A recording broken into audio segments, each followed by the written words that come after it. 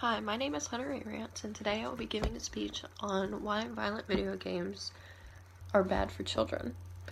There's been an ongoing controversy over this topic for years on end. Many will argue that video games should be banned entirely, but what causes this thought? It could be the effects that it has on the child, such as hastiness to anger, or it could be the violent scenes that the video games portray. Exactly what effects do these games actually have on children? They affect cognitive thinking and interactions with other people. They also result in providing kids the ability to access things that they probably should not be able to in this stage of development. 97% of teens in the United States play video games, giving the gaming companies $12 billion a year. Ages 8 to 18 devote 7.5 hours to gameplay.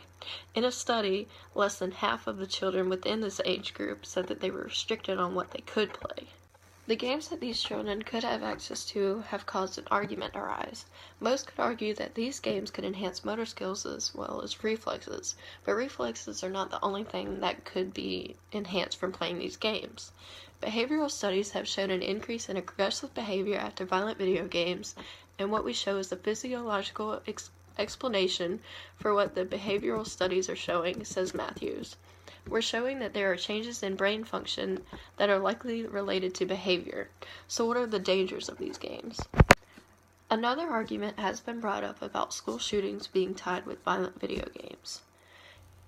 The United States Bureau of Investigation concluded that fascination with violence-filled entertainment is one of the warning signs and characteristics of school shooting. More directly relevant to video games, another report also noted that students spend inordinate amount of time playing video games with violent themes and seem more interested in the violent images than the game itself. It is easy to see in these games that killing is influenced. With enough time on a video game, killing becomes a habit, which then could potentially become reality.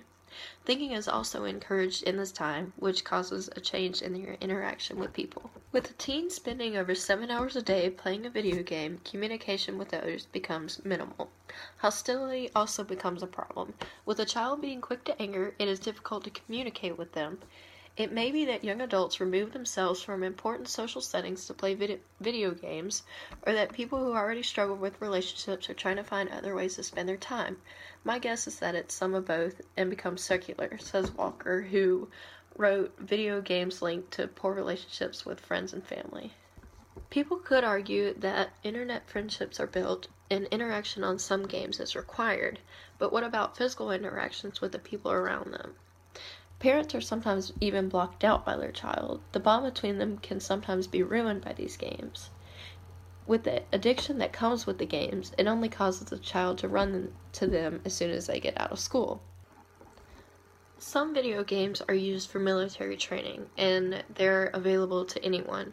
So if a child comes home from school and maybe heard something at school about this really cool video game that everybody's playing, it could be used by the military.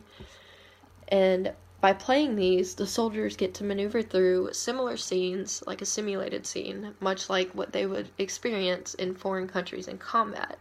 These scenes should strictly be limited to military trainees and not made accessible by children under the age of 10.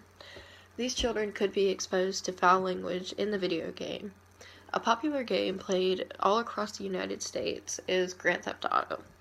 This game features stealing cars, cussing at random times, and the ability to shoot and run over people, and also prostitution. All of these things contribute to the main claim that violent video games have different effects on children. The effects that these games cause on cognitive thinking is enough in itself, but adding the interaction decrease in families and seeing exactly what children have access to makes the games look even worse for children.